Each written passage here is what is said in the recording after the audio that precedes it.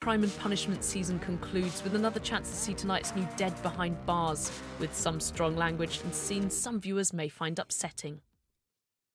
Last month we saw 2 children take their own lives in young offender institutions in the space of 2 weeks. And within days was found hanging from a sheet tied to the Adam bars of Rickwood his window. was just 14 years of age when he was found hanged. In the last 10 years, 80 young people aged 21 and under have killed themselves in prison. This is the report of an investigation into the circumstances surrounding the death of Ryan Clark. When Ryan was found hanging in his cell, he was 17 years old. I would like to offer my sincere sympathy to Ryan's family. CCTV footage showed that on the day of his death, Jake was subject to verbal abuse and banging on his cell door. 15 weeks before Adam's death, another young man died at Brinsford in the same cell and using the same method. This is the story of 3 young men who died behind bars. So, Mum, if you're reading this, I'm not alive, because I can't cope with it in prison no more. Told by the people who knew them best. He knows what a grass is, and he knows what happens to grasses, and he knows what happens to people who go running to screws. He didn't have the mind of the 17-year-old he were. He had the mind of like a young teenager. It reveals how they died in the care of the state. He was bullied that much, I think he was tortured. His mind was tortured. And he lost his life at the end of it.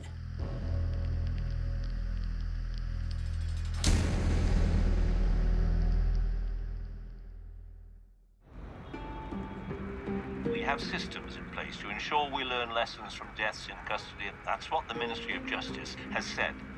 The compelling evidence is the fact that the deaths continue to occur. More crucially, it's the pattern of deaths with worryingly familiar themes. Jake Hardy is one of the 80 young people who've taken their own lives in prison in the last decade. He died in Hindley Young Offenders Institution when he was just 17. Mummy's boy. It's my lad. Very handsome, but still a mummy's boy. Any trouble, he'd come running home to mummy. That one is a week before he went to prison. Jake were a follower, not a leader. If somebody said something to do it, Jake probably would.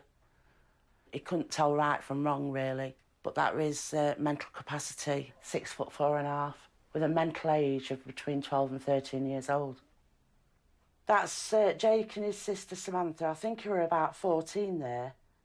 That's Jake with his hair gel back. They were going to a Christmas party at church, I think. If he hadn't had his tablets, couldn't hold a limb still, he were all giddy. We used to call it Jake doing Wall of Death. As then motorbikes going round and round and round, that's how Jake wore. And he would say, Mum, I just want to be normal, Mum. That's how he saw himself. He wanted to be like the other lads. And of course he won't. And he just followed their lead and got himself into trouble. That's how it all started. They did know in primary school there was something the matter with him. I mean, I went to take him to speech therapist twice because he couldn't finish a word off.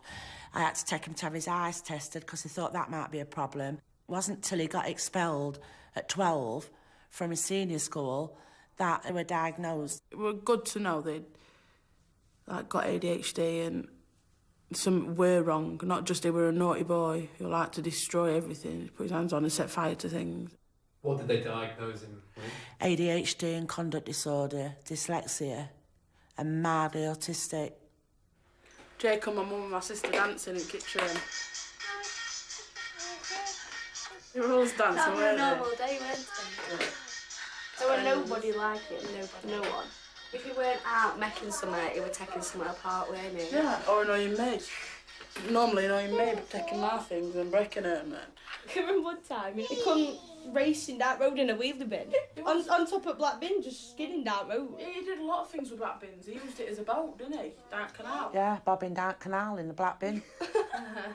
I'm sailing out through his bedroom window, which is 20 foot off at the floor. And Jake had got a 4-inch piece of rope. 4-inch.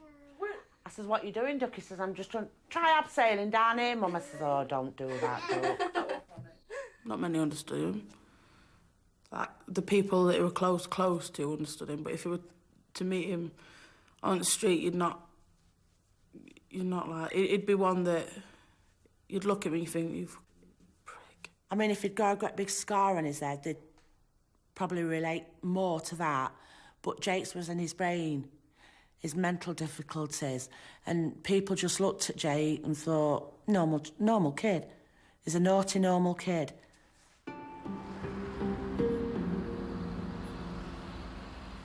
On the night of his 17th birthday, Jake and his friends were involved in a fight. Jake was charged with a fray and bailed to appear in court. Just 2 months later, he was in trouble again. This girlfriend must have been special. She was older than him, though, and he adored her. Jake's we were only 17, and he was madly in love with her, besotted by her. And she ended it. Then he went back up to see her, and he had a knife in his hand, and he was going to stab himself if she wouldn't go back with him. And she pulled the knife out of his hand, and they had a row, and she phoned police. They were worried about going to court. And he started mutilating himself, cutting his face with anything he could get hold on. Clippers, nail clippers, scissors. And because they were already on bail for the affray, that's why they sent him to prison. The judge just said, I'm sentencing you to 4 months. And then Jake's last words that day were, Mum, help me, Mum. Mum, help me. He just walked away crying. He was a right mess. Yeah, a right mess. Proper couldn't hold it in or anything, proper upset.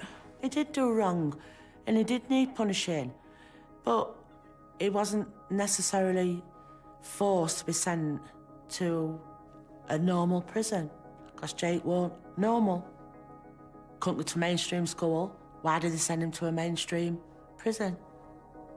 Couldn't cope with it.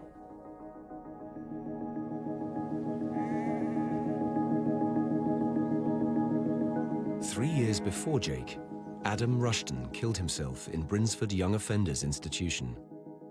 He was 20. Bobby, good girl. Aren't you a good girl? 3 days before his 7th birthday, we picked Adam up with all his worldly goods, which wasn't very much, and brought him home. And so this is where he grew up. It's where he played, where we tried to show him there was a better way of being. He seemed happy quickly to be here.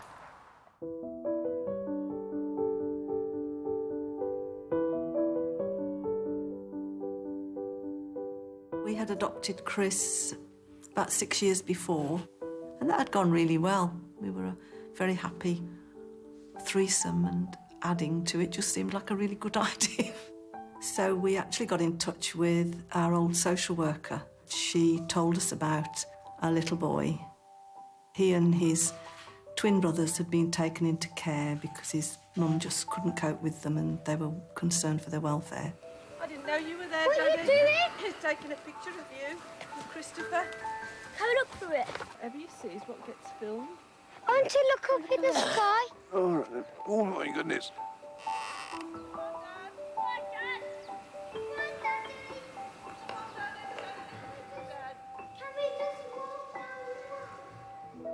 This is Adam with his twin brothers before he came to live with us.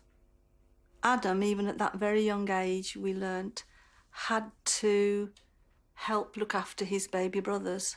They would be hungry, and there might be Weetabix in the house, but there'd be no milk. He would go outside and wander up and down the street and look for somebody's milk on the doorstep. So we soon came to realise that from a very early age, the only way Adam could survive was by taking things. And he was very busy, very active, always on the go, and mischievous. In school, he was very disruptive. He'd go to the toilet and flood the toilets or break something in the toilets. So he was very difficult. His behaviour was very challenging. He would have periods of bad behaviour, most often when he'd had a particularly nice day. You'd go to the seaside or you'd go and do something with them. And then you'd come home and his behaviour would deteriorate. And the only way we could ever really understand it or explain it was that this child didn't think he deserved to have anything nice or to do anything nice. As if he believed, I don't deserve this, I'm bad. He couldn't believe that he was lovable. Like Jake, Adam was 12 years old when he was diagnosed with ADHD. He was given a place at a special boarding school. Tregunnon Hall School was a private, independent school.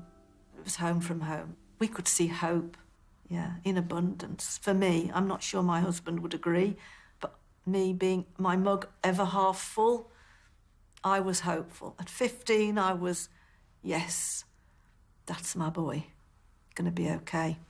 And that was suddenly taken away from us. He was suspended from school. We were asked to come and fetch him. His behaviour towards another child had been aggressive, and they would never have him back. He just wasn't allowed back to school. He went back to feeling, I'm just a load of rubbish, aren't I? What's the point? I might as well just do what I want to do. Soon after Adam was expelled from school, he left home and went to live in a hostel in nearby Newtown. He was 16. It wasn't long before he started to get into trouble with the police. He was good at stealing. He was good at it, and if he stole, he would be risen in the eyes of his new friends, who were not always very savoury. But these were people who would look up to him because he was good at something, because he'd been learning it from a very young age, how to take things to survive. So that's what he did.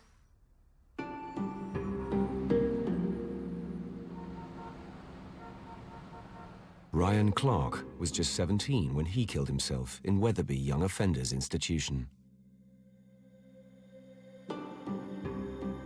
Ryan was the quiet one. Happy-go-lucky, I called him. He didn't cry, he didn't whinge.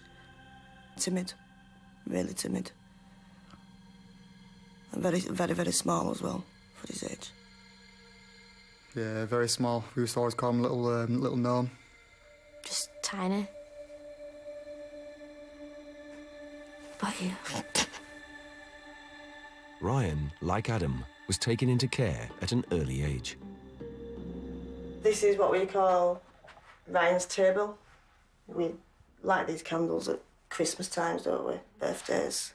This one's myself, Ryan the smallest, Gino and Carl, his brothers. Got Ryan on there again. We sort of made a collage of bits and bobs before his ears were pinned back. I like to live surrounded by the pictures, because they weren't with me all the time. That was my safety net. They weren't here, but they were still around me. They were brought up in foster care because I wasn't unable to look after myself through mental health problems. I suffer with bipolar, type 2. I'm actually now in remission. I think if I'd have been diagnosed a lot of years ago, the children would all be here. Things would have been different. They all went to the same foster carer. Ryan was the main one that was stable for the most of the time. Carl and Gino had both turned into little terrors, going to high school, so they left that placement. And I think that affected Ryan quite a lot because he'd grown up with his two siblings, and then to suddenly be the only one, I think that would have had a big impact on Ryan, especially with Gino leaving, because he was close with Gino. Ryan started to get unsettled a bit, kind of getting distraught in the house and getting a bit angry. And he kind of come out of care around about 13, 14 and just started living in hostels around Leeds, getting into crime. I think Ryan was desperate to belong, but I think because everybody was split up into Carl with one place, Gino another, me another place, I think he was torn between all of us, and then just started tagging with Gino. I think he thought Gino was the only one that sort of cared about him. Who made this? My little brother Gino, who's currently back in prison. What's it made out of? Matchsticks. If you can get a close-up through the window inside, you'll be able to see all inside done as well, matchsticks. He made these on his 3.5-year sentence. So is he in prison at the moment? He is, yeah. Currently serving, I think, a 2 or 3 year sentence. And did Ryan look up to Gino? Yeah, wanting to follow Gino into his footsteps. Do you wish that he'd maybe followed your footsteps? Not really. I wish he'd just followed his own footsteps and learnt his own way. Because I want exactly the good boy myself. The 12 months before Ryan went to prison, Ryan lived in a hostel. Not a very nice hostel. Starting to do street robberies with other people. He was addicted to amphetamines by then, cannabis, MCAT. It wasn't nice seeing him like that all. Where we should have seen it as well, because it was like him turning out and saying, I'm scared, I need help. The alleged offence that Ryan was remanded for was robbing a phone and money, I think. He said, I'm going to prison. They're not going to let me come home, they're going to remand me, they're going to remand me. You could just tell straight away that he wasn't looking forward to prison. He even cried before he even went to prison, saying, I don't want to go to prison. Really frightened, they're going to lock me up. Ryan was remanded into custody at Wetherby Young Offenders Institution, which houses over 350 inmates aged between 15 and 17. What did you think when you heard he was going to prison? He's going to get bullied. He's definitely going to get bullied. I knew that he'd get bullied because Ryan wasn't a fighter. He was little, very slim, nothing to him. So I was quite worried about Ryan.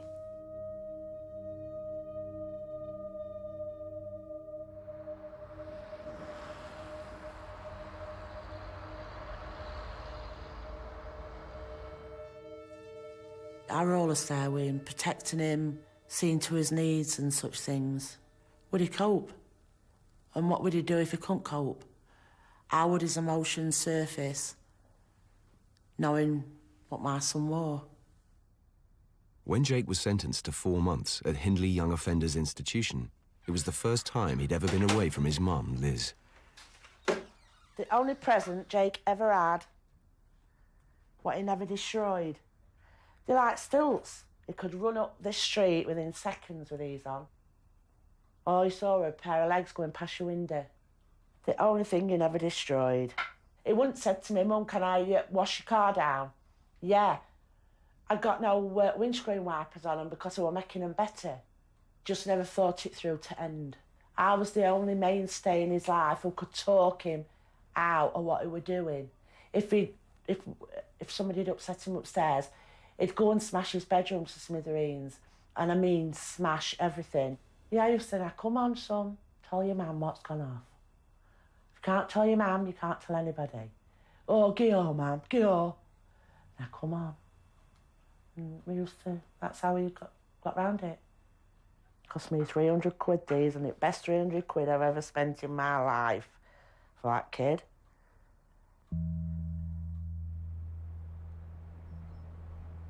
I thought Jake would be safe, because they must cater for some sort of mental health issues. But it was horrendous from day one. Jake had ADHD and learning disabilities, but despite his vulnerability, he wasn't put into one of Hindley's specialist units. They looked at Jake, assessed him as though he could handle himself. That's wrote down. Looked as though he could handle himself, and that's why they put him on the wing he was on, with the sort of people that was on that wing. He weren't coping at all. They were giving him medication at the wrong time. They were giving him at like 7:30. If you're giving him at 7:30, he don't go to sleep. So he's having no sleep, and then they're getting him up just as he's going to sleep. In the first visit, his tongue was swelled up. It were all like green and pussy and everything. And that was a sign of him being run down. He weren't coping. He were telling people, different people, how he were being bullied. Witnesses saw how he were being bullied. If he were on phone to me, there'd be somebody effing and blind in the background. Vile, nasty things. And he'd say, oh, there's been a fight. Mum, I'd say, go back to your room, put your head down, get it done, you know, don't cause any trouble, or out like that. Wrong advice.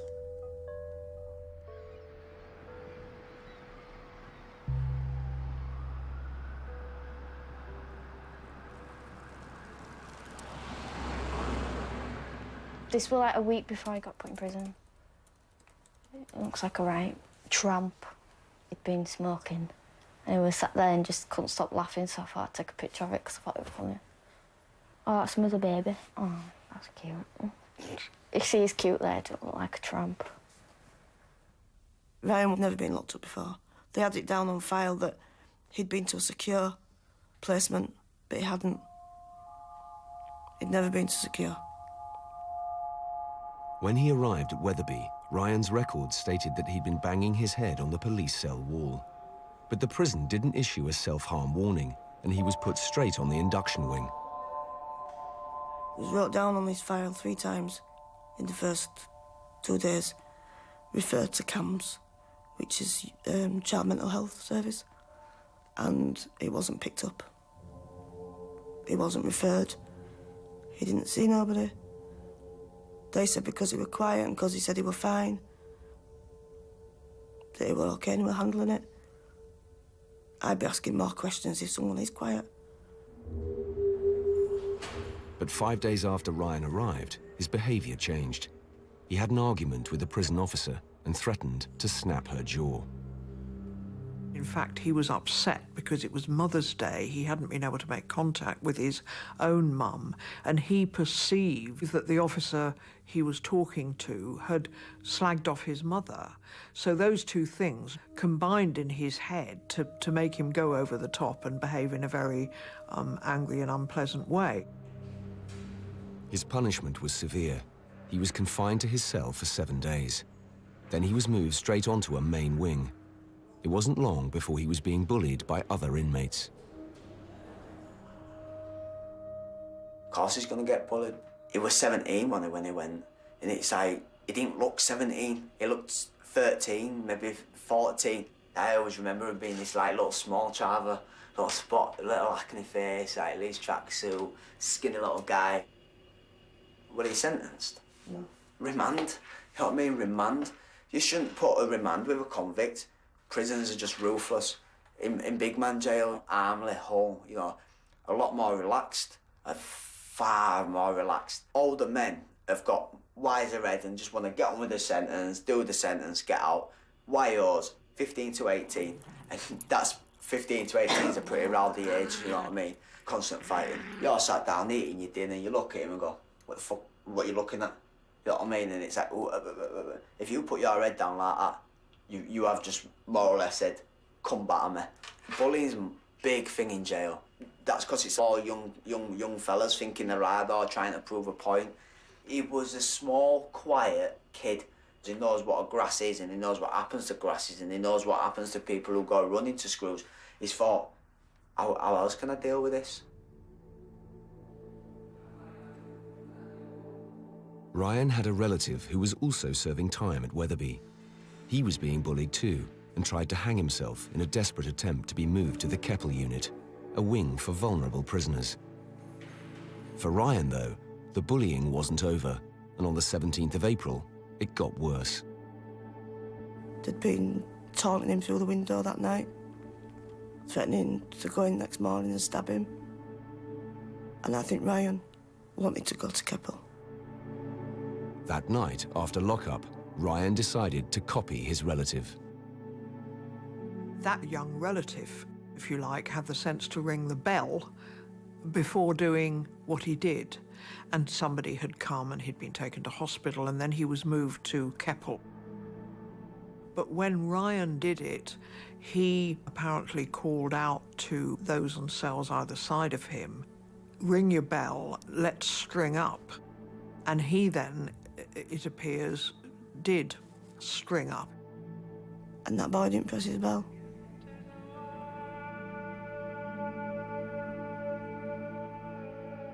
The youngster told the prison, I couldn't ring the bell because I was in trouble for ringing the bell before unnecessarily, and I thought if I did it, I'd lose my television.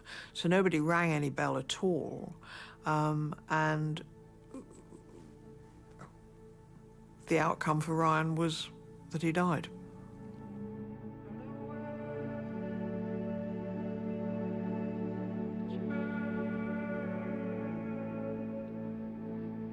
Do you think Ryan may have done what he did out here?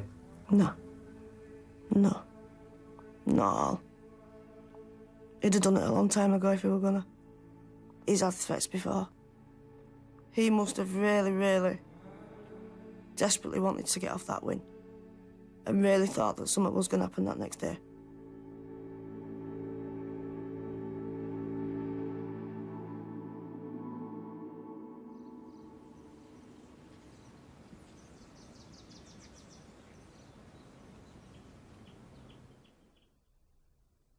Love changes everything, doesn't it?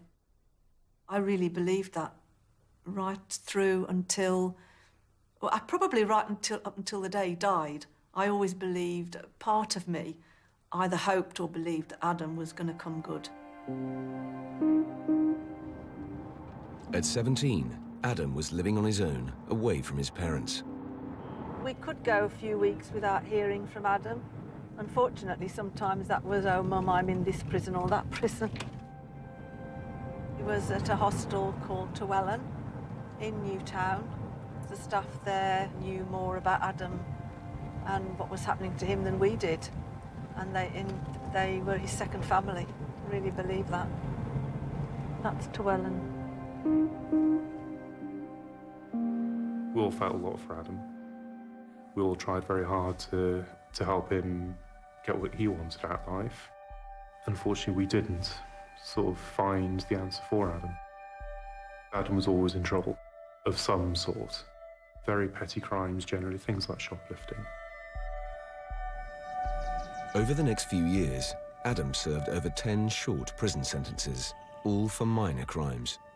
He'd come and knock on the door, and we'd have a cup of tea and a chat, and then he'd be gone for weeks, and then he'd come back again, and we'd say, where have you been? I said, I've been to prison.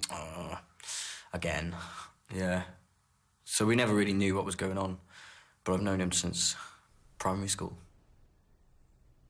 Leading up to his final term in prison, he kind of got in a funny way. He had 10 pills which he was trying to sell.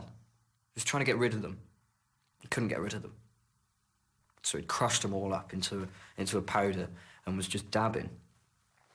His life became extremely chaotic. Worse than I'd ever seen in the past. His eyes were sunken in over the few days because he wasn't getting to sleep.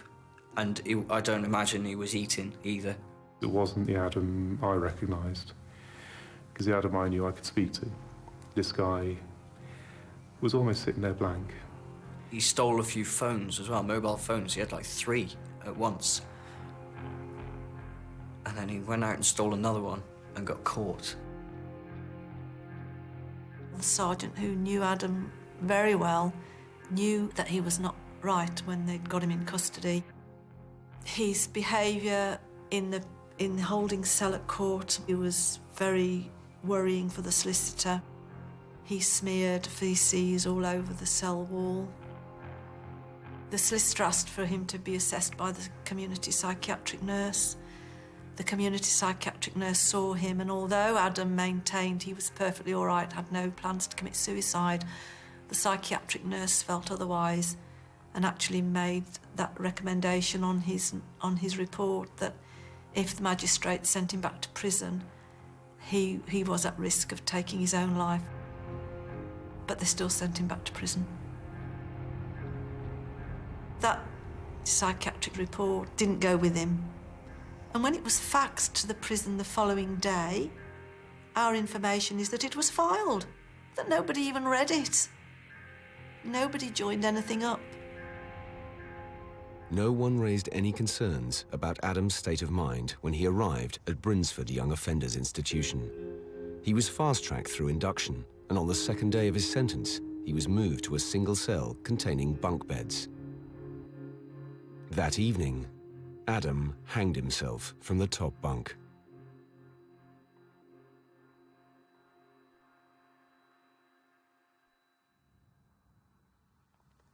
Not sure I would have predicted that looking at the video of him as a little boy.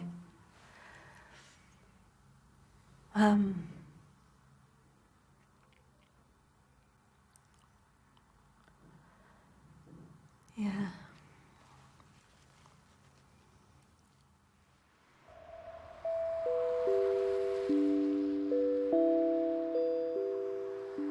This is Jake's perfect role. What the fuck are you on about?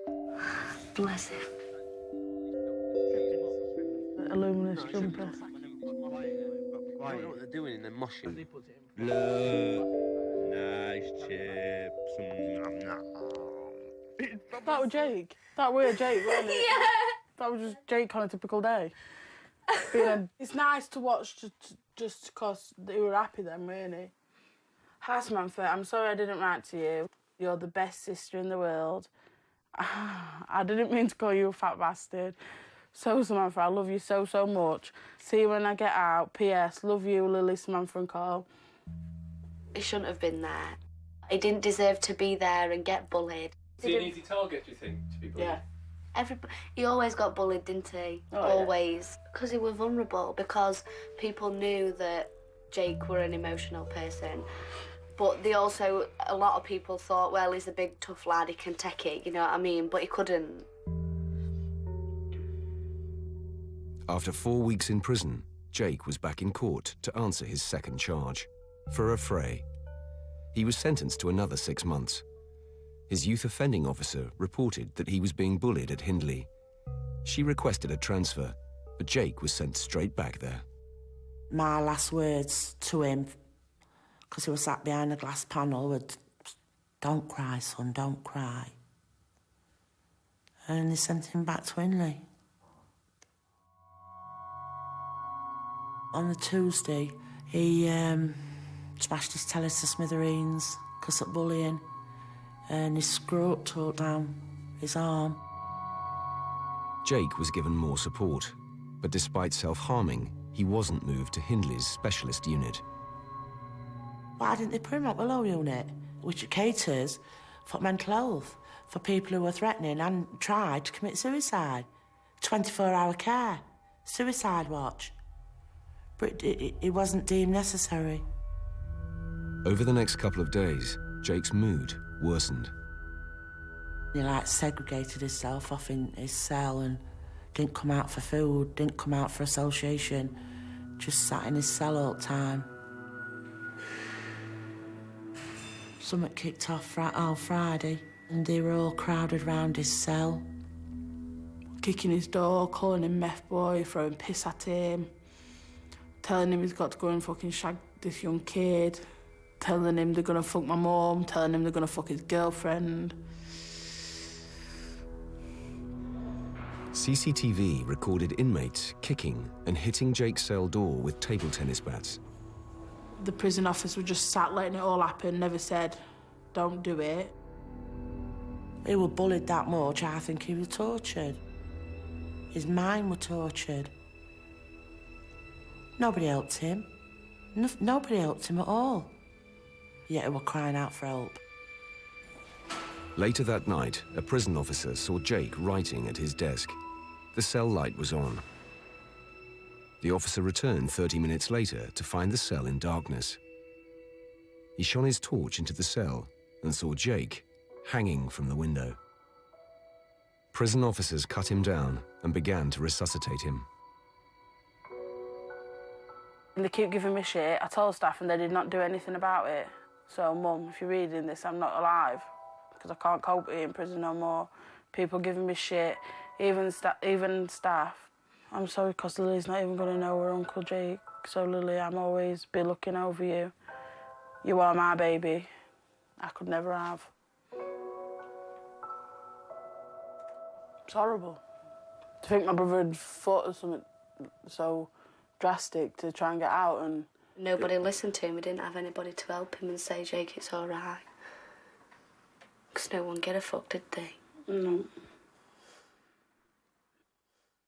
I found out 11:15, Friday, 20th of January. We were just going upstairs. I'd just go in my bedroom, just getting dressed, put my pyjamas on, and there was a bang on the door. Oh, Samantha flew downstairs to answer the door. She says, Mum, police is here. I went, they've come to the wrong house. Put my trousers on, I went downstairs and, is your son in Hindley? I went, yeah. He says, he's dead, though, he's just hung himself. I says, I beg your pardon. I said, I think you better come in. It's horrible. They were like, your son's tried hanging himself, he's done it. At the minute, he's breathing. I thought my legs were going to go from underneath me. Couldn't believe it to start with. Horrible, really horrible. Then we all had to like scramble to my dad's and get my dad, and then drove up there. This nurse says, go into the family room, and I said to Gary, when you go into family room, it's bad. And then a consultant come out and told us he ran a life support machine. It was just two like prison officers sat at the end of my brother's bed, like he was going to get up and fucking run away or something. I just sat there watching him. Later on that morning, they took him down for a scan, and he came back and he says, I thought I'm going to tell you we're going to die. He says, but I can see a little bit of hope, just a little bit. That was Saturday morning. And Sunday, they should have took him for another scan. But there was no hope then.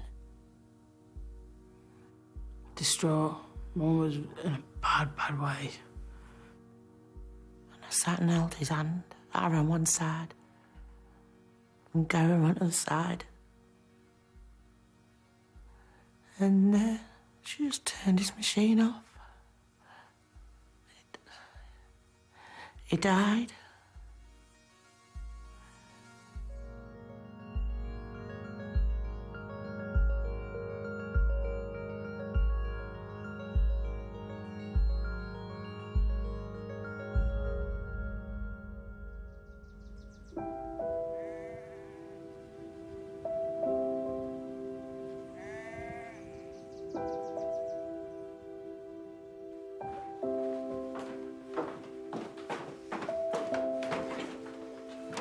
This report considers the circumstances surrounding the death of Mr. Adam Rushton at Her Majesty's Young Offenders Institute, Brinsford, on the 22nd of October 2009.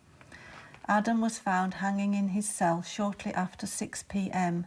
He was 20 years old. The mortuary experience was a bit surreal. I wasn't sure what to expect after all. Adam had hung himself, and I don't think that would be very nice. And they said, well, he probably will seem as though he's just asleep. And he was just there. Couldn't see his neck. And I felt quite cross with him for being such a silly boy. And he was cold. And that's where we said goodbye to our son.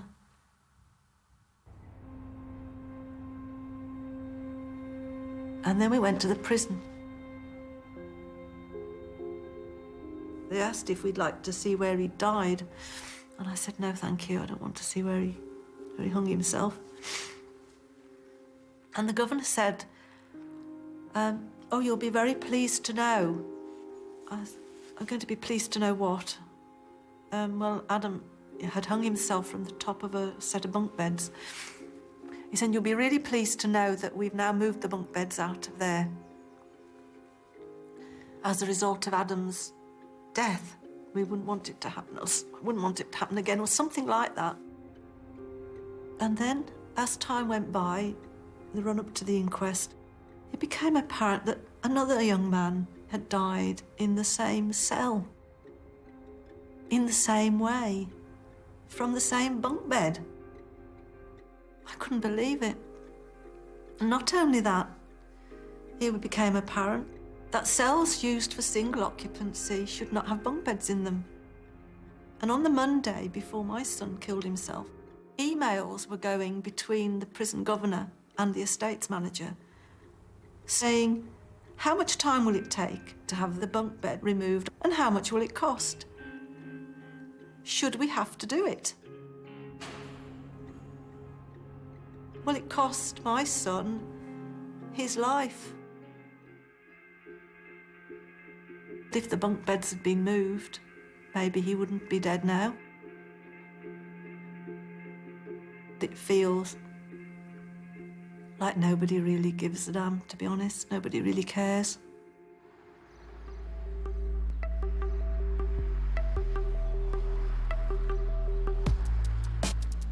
So young, so how are you to know? No, no. You're a carrier of the light inside of you. Well, a guy came down and took pictures of everybody and graffitied him. That's Samantha. That's Jake. You can see his face better. Spend a lot of time down here with Jake. All time. All time. Because when he died, that's where they put messages for him all down here and left flowers and notes Yeah, and all stuff. up back of there. How's your mum coping with it? Rubbish. She puts on a brave face most of the time, doesn't she? She does. Rubbish. She just feels like she's existing and not living. Because she lived for you, but because of Jake's problems, she lived for Jake, didn't she? And her life for looking after Jake and making sure Jake were all right, because you could sort yourself out, couldn't you? Exactly. She needed him and he needed her. They both kept each other going, whereas now, all she does is sits inside all the time. It's hard to see my mum go down and like that. After every death in prison, an inquest is held. Jake's is expected to last for 6 weeks. There's loads and loads and loads of paperwork, mountains of the stuff. When did it arrive? Monday, we went and fetched it from post office on Monday. There's bits and bobs coming through every day. Now it's coming up closer to inquest. There's paperwork from coroner, there's paperwork from solicitor, there's paperwork from safeguarding children. There's paperwork from everywhere. It's very overwhelming. His autopsy report, how many scratches he'd got in his body, what were in his bowel. They had to take his brain out of his body to do some tests on it. How they undid his skull and his brain popped through it. It's horrendous having to read things like that. I'm stressing out about the inquest. It's frightening me. It's overwhelming me. I don't want to be sat there all this crying. I want to be strong for him, but I know I won't be able to be. I am strong. It's through day. It's at night time. Can't sleep at night. And I dream about him every night.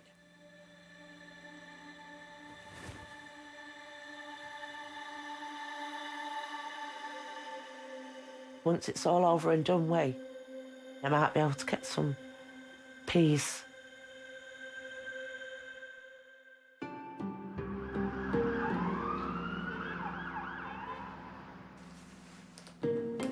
The inquest into Ryan's death has been underway for several weeks.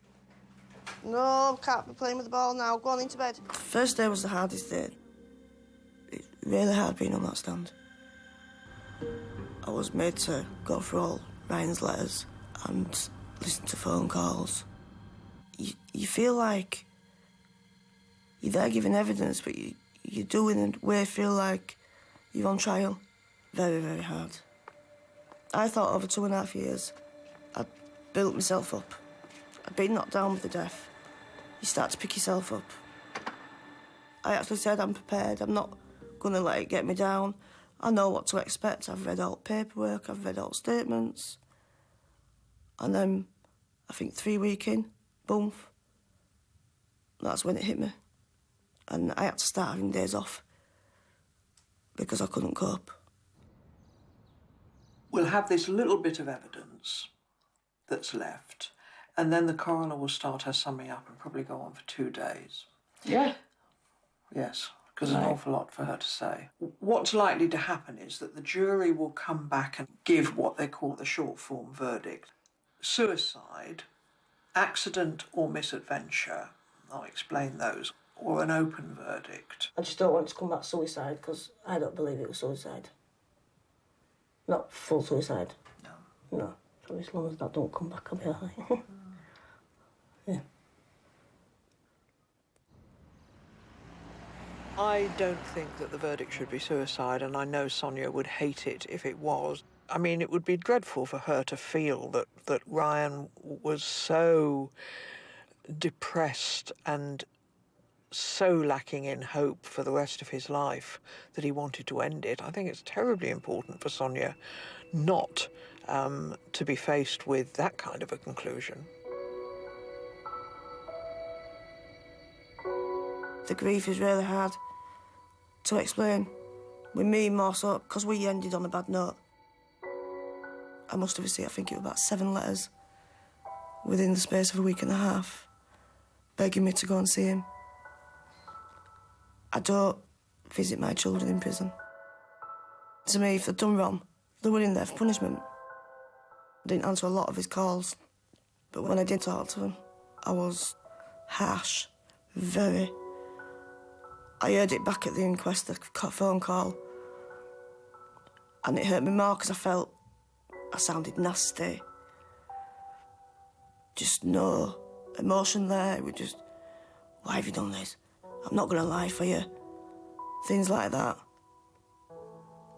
And that's how it ended with me and Ryan, on that bad note. That's made it worse for me, because I wasn't able to tell him how I felt. I was just angry with him. And I can't change that now.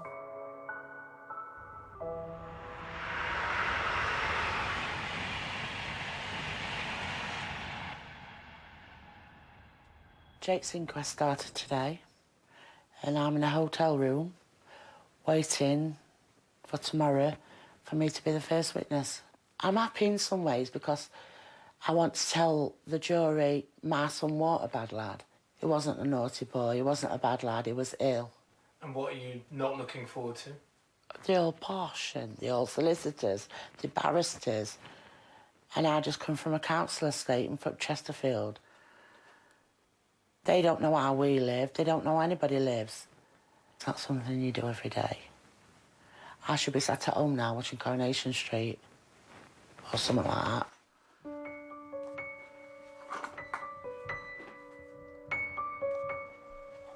When my son died, I had to take his socks off. And these socks have been everywhere with me.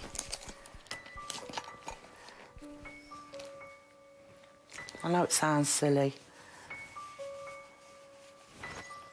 Oh, I still smell him. But I take his socks everywhere with me. Wherever I go, these socks go.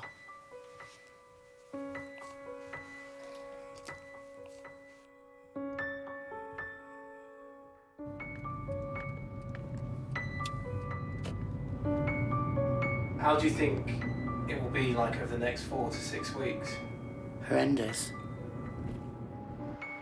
People talking about Jake, people talking about what sort of background he came from, because they'll try and blacken our names as well, even though we've done nothing wrong. He didn't die in the care of me. He died in the care of the state.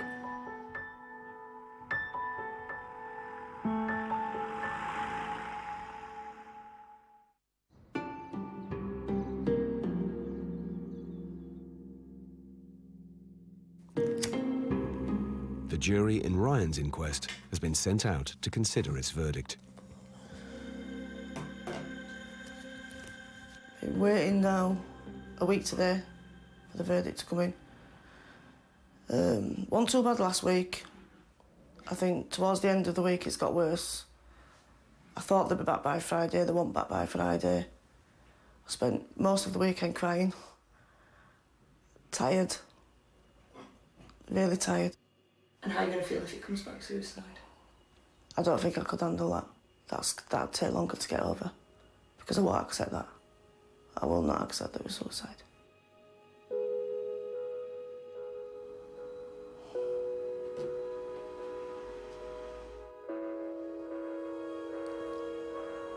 You don't take note, really, of suicides that are going on in prison. The public's reaction. It's their own fault. Shouldn't have been in prison in the first place. I've heard it. I've probably thought it myself before, if I'm honest.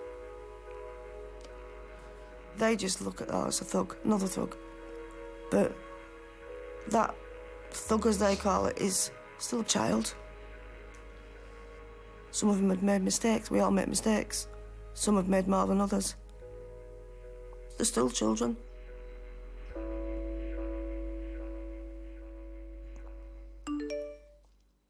Right, it's Ruth. They have a verdict, but don't panic. They have gone for lunch whilst everything is being typed. Yeah, they've got a verdict. Got a verdict? Yeah. Checking them. Making me nervous, I'm not even going.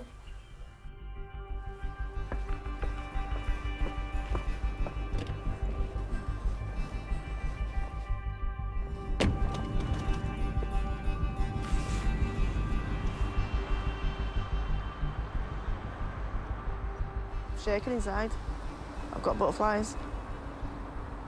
It's like, you can't wait for it to come, and then when it's here, you want it to be a bit longer.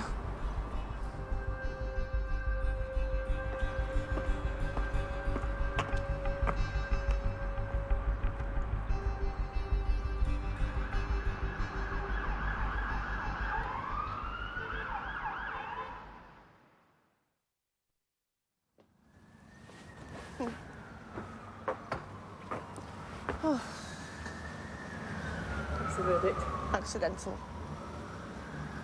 Due to the bullying. I think, I mean, I'm looking at it and absorbing it just as you are, but there's some really, really positive things here. Missed opportunities to see how vulnerable Ryan was, and then the fact that the jury recognised this was a cry for help. He never wanted to leave any of you or anything like that. I knew we didn't mean to do it. I knew we didn't mean to do it. I think that's what I needed. Somebody to agree. Ryan was one of 11 young people who killed themselves in young offender institutions in 2011. One of the recommendations made to Wetherby to prevent future deaths was to improve mental health assessments. Another was to challenge bullying more effectively. When I was told its recommendations, I was quite angry, because I was told that even if they do just one recommendation out of 6, they've made a change. But how many inquests has there been now for deaths in children's prisons? All recommendations? It's still happening. It's still happening. It's been a long, long time since I've memorized your face. It's been 4 hours now since I've wandered through your place. I do. It took us a long time to choose the right spot.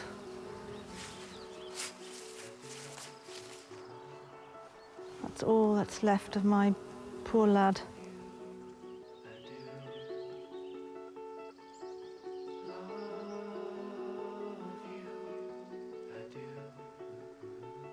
Yeah, you get all these inquests, reports, and it's supposed to explain what happened. But I'm not sure it does, really. Maybe nothing can. It shouldn't have happened. He should still be here, causing havoc and mayhem. But he isn't, so...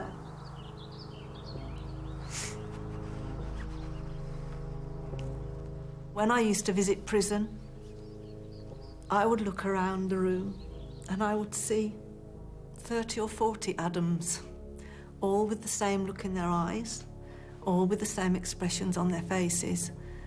And, yeah, they deserve to be punished, but there should be something a bit more for them.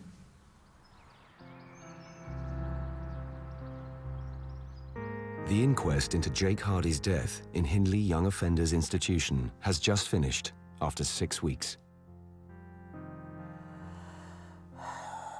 On the 20th of January 2012, at 21:11 hours, in cell F1, Jake Hardy died as a result of his own deliberate act, but the evidence does not establish beyond reasonable doubt whether he intended that act to cause his death. At the inquest, we found out that on the 20th, that night, he should have been moved to a safer cell. And why wasn't he moved? I've no idea. 12 failings. 12 times he could have saved his life. But nobody did. A failure to provide him with adequate personal officer support and monitoring. A failure adequately to record and consider reports of previous self-harm and thoughts of self-harm and suicide. A failure to review the level of his risk of self-harm. A failure to investigate reports that he was being verbally abused. A failure to protect him from the negative behaviour of other young persons towards him. A failure to investigate reports. 2 months ago, the government announced a review into the self-inflicted deaths in prison of young people aged 18 to 24. The findings will be published in a year's time. You expect a state to look after your children, not to pamper them, not to love them, just to keep them warm, fed and safe so they come home. Why didn't they just look after him? They only had him 46 days. 46 days. I had him 17 years and kept him safe. And they couldn't look after a child. Really makes me angry.